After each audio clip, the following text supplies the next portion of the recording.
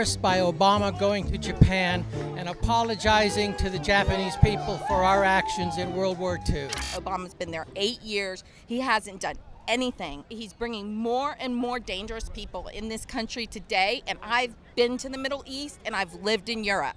What about living in Europe makes you uniquely qualified to say that immigration doesn't work? I was married to an Islamic man.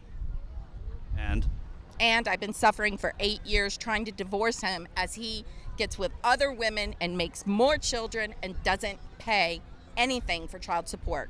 But he is a billionaire, and if there's any way a woman is going to get money, I mean, you look at the NFL players, you look at the college players that are going to be an NFL player.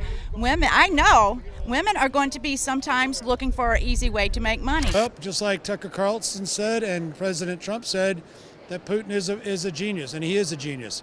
He's playing the rest of the world chess where Biden is playing checkers. Is it really genius, though, if Putin finds his troops overextended? I mean, they're already facing a lot more casualties than they thought.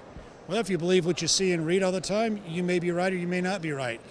Putin could have put in his freshman forces out there versus his sophomore JV or varsity. So and that would be a genius thing to do? It's a genius thing for him, the way he's taking control as a leader of the rest of Europe. The war in Ukraine could have been avoided with having our own oil independence. So you think there's more that you think if we had been independent in terms of energy, the war in Ukraine would not have happened? I'm not going to say that. Could have been avoided with having our own oil independence.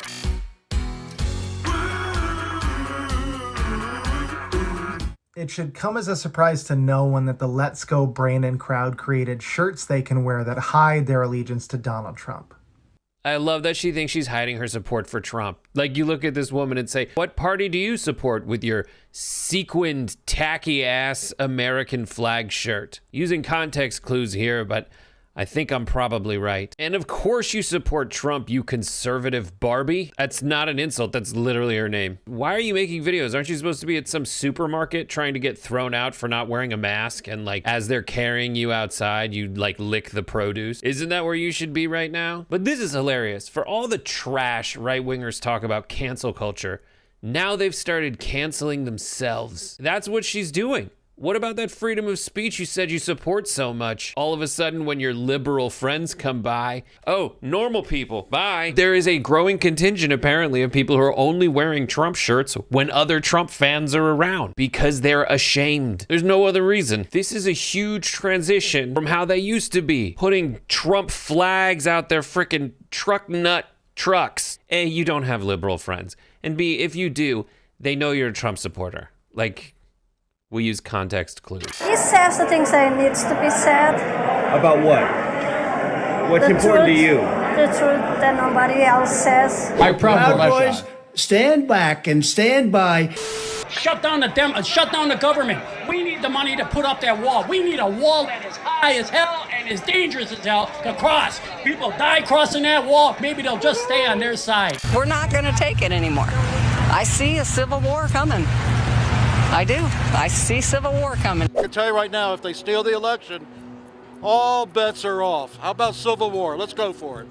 Noam Chomsky has a dire warning for the United States as the Republican Party slides further right into authoritarianism. Hi, I'm Yasmin Khan here with Rebel HQ. One of the lessons we should learn from 2021 is what is happening to the most powerful, wealthy state in world history. It's going off, literally going off the precipice. There was recently a study of attitudes of Republican voters on many issues, comparative study, comparing them with European parties. The results are pretty grim. They rank with parties like Alternative für Deutschland, the right-wing neo-fascist parties. It is one of the two major parties in the United States, the party that is very likely to take power next year and in 2024 because of various manipulations and shenanigans that they're carrying out. They won't win the vote, but they'll probably win the election. In the study that Chomsky cited, the views of the current Republican Party were in alignment with very right-wing authoritarian foreign governments.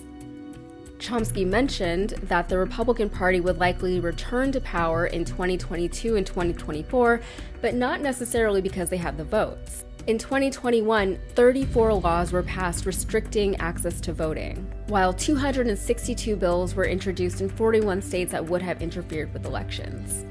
Texas, where I live, led the charge last year, with an impressive 59 voter-suppressive bills introduced. For comparison, Arizona had the second most, with 20. I always say that Texas is not as red as people think it is, but we're up against a lot.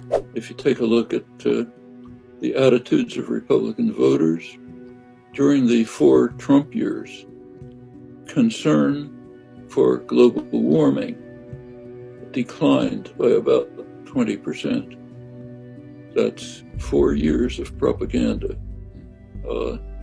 There are ominous signs of worship of a semi-deity.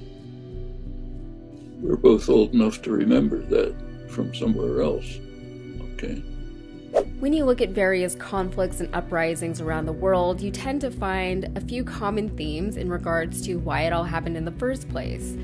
One of the most common themes that you run into is a minority ruling a majority. This can happen in various different ways, but one of the best ways it can happen is through voter suppression.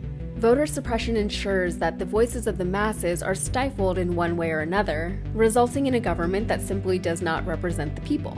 In a democracy, that's a huge problem. In an interview with Al Jazeera last week, Chomsky said, "The political system does not represent the population." Turns out, for a large majority of the population, by some studies up to 90%, there's essentially no correlation between people's attitudes and opinions and the votes of their own representatives. Their representatives are listening to different voices. With the gridlock in Congress, specifically with the unyielding Mitch McConnell at the helm of the Republican Party, it's easy to understand why people are frustrated on both sides of the aisle with their representation.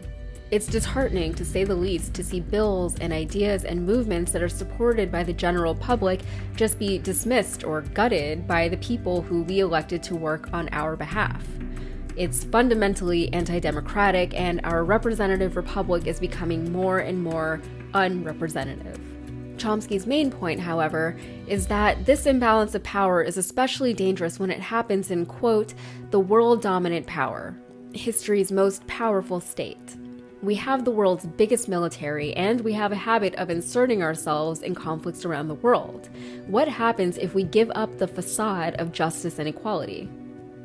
But there's hope. The people, especially the younger generations, are less willing than older generations were to accept and support systems and governments and leaders that don't have their best interests at heart.